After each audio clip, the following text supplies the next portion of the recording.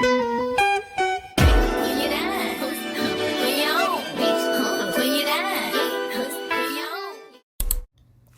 baddies, welcome back to my channel, or welcome if you're new. Let me not be rude. For those of you who are new, welcome to Styles by Baddies. I post new videos every week and they all revolve around beauty related content, along with me giving a voiceover telling you guys a story time to keep you entertained. So be sure to subscribe and join the family.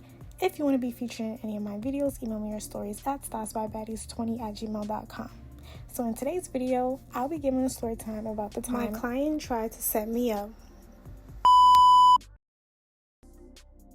Real quick before we get back into the story, if you didn't know, I also do nails. If you're in the Bronx, New York or nearby and you're looking for a nail tech, I'd love to have you in my chair. You can DM my nail page at nailsbysd to book an appointment. I'm currently accepting new clients and I can't wait to meet some of you baddies.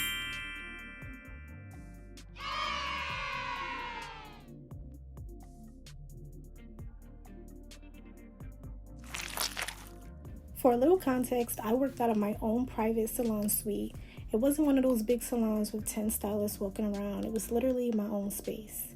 When you first walked in, there was a small waiting room with 2 chairs. Right next to the entrance was my reception desk where I check clients in, keep my appointment book, process payments, and store my cash for the day. Behind the desk were a few drawers where I kept business supplies and my personal belongings. Then a little farther back was my styling station with the mirror, salon chair, and all of my tools. The shampoo bowl was off to the side and there was only one way in and one way out through the front door. Most of my clients came from Instagram. I'd have girls booking from all over, so getting a first-time client wasn't unusual. This girl books a silk purse with curls. We'll call her Nia.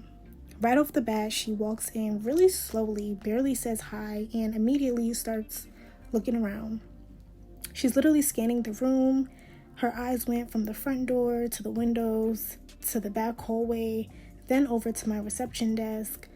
I'm thinking maybe she's just never been there before, so I don't really pay it any mind.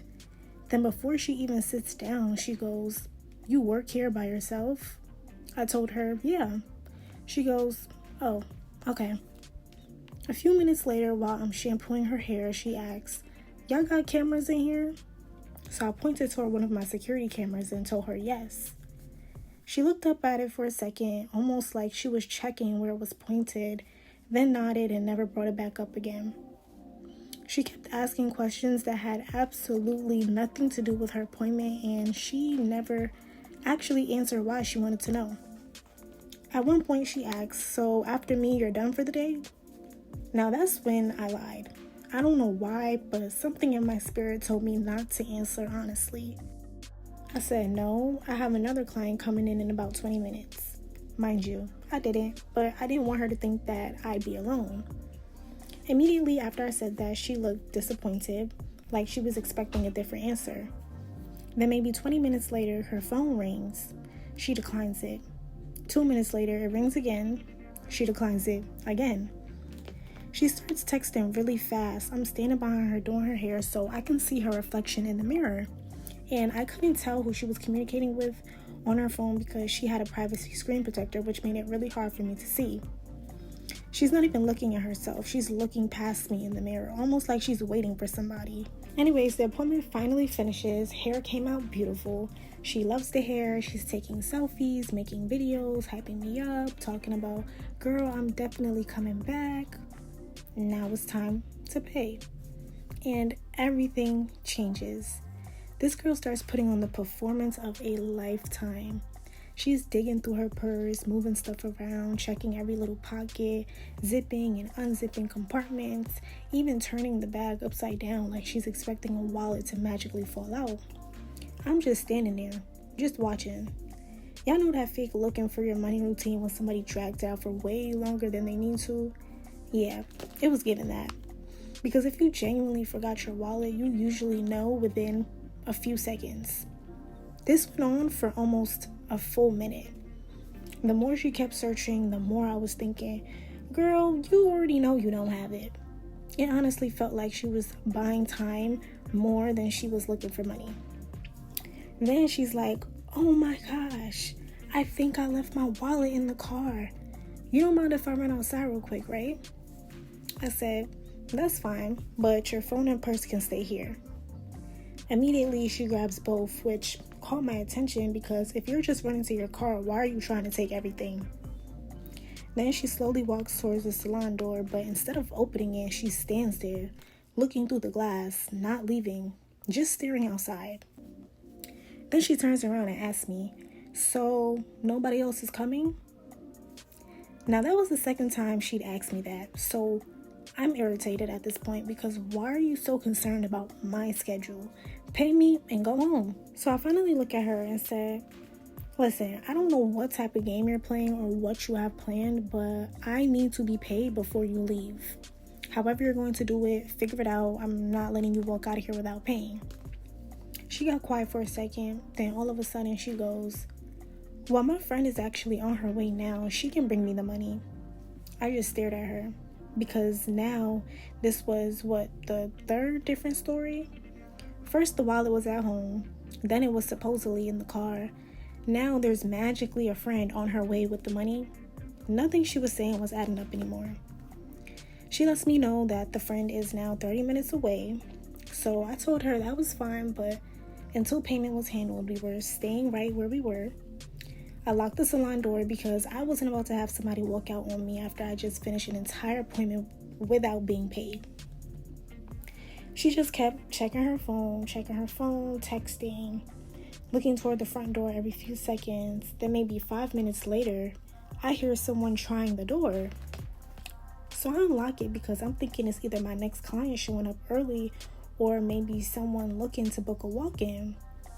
Right when she's supposedly, quote-unquote, waiting for her friend, another girl walks into the salon. Now, mind you, she didn't check in, didn't ask if I had availability, didn't even acknowledge me. Her eyes land on me for maybe a second, then they move to my reception desk, then over to Nia, then back to the desk again. The whole thing just felt calculated. And what really threw me off was that neither of them acknowledged each other. The two of them locked eyes for a split second, and it was one of those looks where you could tell they recognized each other, but were trying to act like they didn't. Like, I don't know, it was weird. No wave, no, "Hey girl," nothing. The girl starts casually walking farther into my suite. Not toward me, straight toward my reception desk. Mind you, that's where I process payments, kept the cash I made that day, and stored some of my personal belongings. Clients had absolutely no reason to be behind that desk, and it's pretty obvious the way my setup is too. So I'm on go. I quickly moved toward the desk before she even got there. Inside one of the drawers was a firearm that I legally own, of course, and kept secure for emergencies. I took it out and set it on top of the desk between us, like I slammed it, and I never pointed it at either of them. I didn't make any threats. I just wanted it to be very clear that, I wasn't an easy target and that they weren't going to play me. Her friend stopped immediately. Nia's eyes got huge. Then out of nowhere, Nia was like, "Chill, it's not even that serious. Why are you doing all that to her?" Now, don't get me wrong. If somebody sees a firearm come out, I think anybody's natural reaction is going to be fear of them, trying to de-escalate the situation. But she wasn't even acting scared for herself. She immediately became protective over her. In my head, I'm like, why are you so invested in this random woman? Y'all were just acting like complete strangers 5 seconds ago. Now all of a sudden you're speaking for her, defending her, and trying to make sure she's okay. It just didn't match. I looked at Nia and said, "This your friend?" She immediately starts acting confused. "No, I don't know her. I just want you to calm down." I look at the other girl. She looks back at Nia, then back at me. Neither one of them is saying anything. They're both just standing there acting confused. It was almost like they were silently trying to figure out, which story they were sticking with. So I told them, "I don't care what the story is anymore. Give me my money and both of y'all need to leave." That's when the woman reached into her purse and placed the money on my desk. Then they both run off. Once they leave, I lock the doors and I start counting the money. It was the exact amount, down to the change. That's what really got me because If y'all were complete strangers, like you said, how do you know to put down the exact amount she owes me? Whether they admitted it or not, I was convinced they came together. I immediately pulled up my security cameras after they left, and thankfully the cameras caught both of their faces clear as they walking into my suite.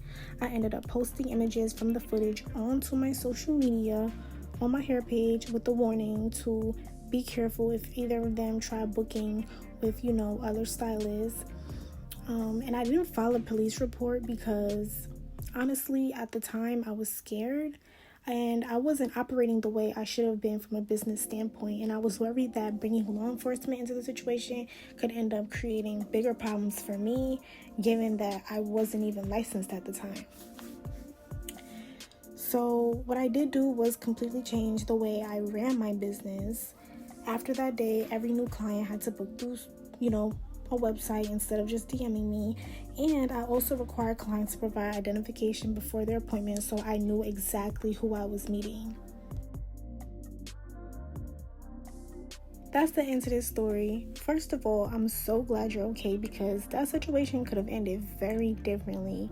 One thing I always tell y'all is don't ignore your intuition just because you don't want to seem rude or dramatic. If something feels off, pay attention to it. I'd rather somebody think I'm doing too much than put myself in a dangerous situation. So trust your gut, baddies. You usually know something before you do.